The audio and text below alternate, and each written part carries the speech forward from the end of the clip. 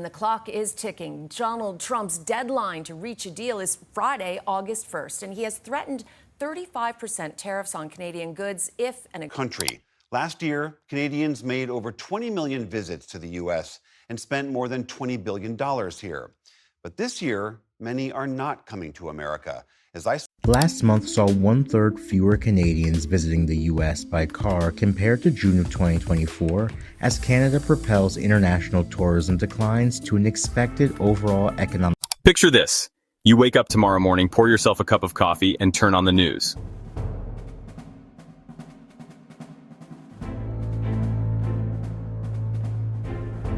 And there it is, flashing across every screen in red. Breaking news. The U.S.-Canada border has been closed, effective immediately. No trade, no travel, no movement. The world's longest peaceful border sealed tight. For 30 days, a line that has symbolized cooperation and friendship for over 2 centuries becomes a wall. How does a single announcement shake the lives of nearly 400 million people? How does it ripple across oceans, markets, and dinner tables worldwide? This isn't just a headline, this is a storm that would alter everything we thought we knew about stability. The U.S.-Canada border stretches more than 5,500 miles, winding through forests, rivers, mountains, and bustling cities. It isn't just geography, it's an artery of life. Every single day, trucks, planes, trains, and cars move across it, carrying goods worth almost $2 billion. That's not yearly, that's daily. Imagine all of it stopping at once. This is not a far-fetched fantasy. In March of 2020, for the first time in modern history, the two nations shut down the border to non-essential travel. Back then, officials claimed it was temporary. Families couldn't see each other. Students were stranded. Businesses gasped for air. Now, imagine the same, but more severe. Imagine a complete lockdown of all trade, all crossings, every highway, and every bridge for an entire month. What would trigger such a drastic move? It could be many things. A sudden security threat, a diplomatic dispute, or even another public health crisis. But the cause almost doesn't matter. What matters is what comes next. The first to feel the pain would be industries. Think of an auto factory in Michigan. The assembly line depends on parts from Ontario, steel frames, specialized microchips, even seat fabric. If just one shipment doesn't make it across the border, the whole line shuts down. Every hour that line isn't moving, millions are lost. The same is true for food. Nearly 75% of Canada's exports head straight south to the United States.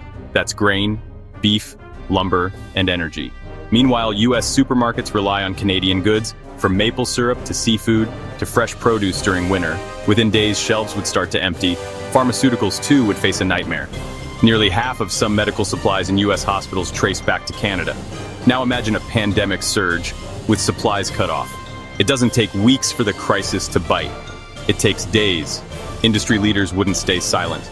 You'd see press conferences, urgent meetings, CEOs demanding government action, but governments would be overwhelmed, balancing public anger, economic collapse, and political blame games. On Capitol Hill in Washington and in Parliament Hill in Ottawa, chaos would erupt. Senators, representatives, MPs, and premiers would be scrambling to get answers. Governors of border states, Michigan, New York, North Dakota, Washington, would sound the alarm. Canadian premiers in Ontario, Quebec, British Columbia would do the same. Emergency lawsuits would pile up from trucking associations, trade groups, and labor unions. Who covers the billions in losses? Who is responsible for the stranded workers? And while politicians argued on television, misinformation would flood social media. Was it terrorism? Was it political retaliation? Was it a prelude to something darker? Fear always finds a way to spread faster than truth. Both countries pride themselves on their friendship, but even allies can stumble when pressure mounts. Behind closed doors, officials would trade heated words. Every hour of silence fuels panic, and panic is the most dangerous currency of all. Here's where it gets even bigger. The world doesn't stop at the border. Canada is one of the world's largest exporters of wheat. That wheat isn't just for the US, it goes to markets across Europe, Asia, and Africa. If it gets stuck in silos, global food prices surge. Suddenly, bread in Cairo or noodles in Manila cost more. Now think about oil. Canada is the largest foreign supplier of crude oil to the United States. If pipelines or shipments stall, U.S. energy markets spiral and global oil prices spike. Every driver on Earth, from Texas to Tokyo, feels the squeeze at the pump. And technology? Many of the chips, batteries, and specialized components that make their way into electronics worldwide rely on supply chains that cross that border. If production halts, Asia's factories slow down, and European companies face shortages. In a matter of weeks, a border closure between two countries that trust each other more than almost any others becomes a crisis for the entire planet. But let's bring it back home, because this isn't just about trade figures and oil barrels, it's about families. Imagine a couple living in Detroit. One spouse works in Windsor, just across the river in Canada. Overnight, they're separated. Students studying abroad stranded. Families used to crossing the border every weekend to see relatives cut off. Supermarkets would become a battlefield. Prices for basic items, milk, eggs, beef, could rise 15 to 20% within a month. Shortages wouldn't just inconvenience people, they would terrify them. Empty shelves always send one message: uncertainty. And uncertainty breeds desperation. Tourism, a multi-billion-dollar industry for both nations, would collapse instantly. Hotels in Niagara Falls, ski resorts in British Columbia, summer getaways in Maine, all silent, all empty. Even healthcare systems would take a hit. Thousands of nurses, doctors, and support staff cross the border daily to work in US and Canadian hospitals. Suddenly, their commutes are impossible. In the middle of a health crisis, that loss could be catastrophic. It wouldn't matter if you lived in Toronto or Seattle, New York or Vancouver, you would feel the closure. Because when the border closes, it doesn't just separate countries, it separates lives. 30 days, that's all it would take to unravel trust built over centuries. At first, it would be frustration. Long lines of trucks waiting at closed checkpoints, angry travelers at airports.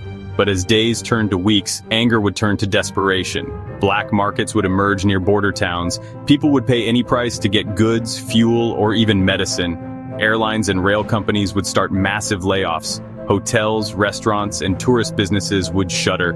The unemployment numbers would skyrocket. And politicians? They'd point fingers instead of solutions. And then comes the darkest thought. If two of the world's closest allies can suddenly seal themselves off from one another, what message does that send to the rest of the world? Is international cooperation an illusion? Are we all just one crisis away from being cut off? A 30-day border closure is temporary on paper, but the wounds it leaves, the broken supply chains, the distrust, the financial scars, those could last for years. The US-Canada border has often been called the friendliest border in the world, but friendliness doesn't mean invincibility. A closure, even for a month, would remind us of something uncomfortable. Peace and prosperity are fragile. We take open borders for granted, families reunited, goods delivered, vacations enjoyed.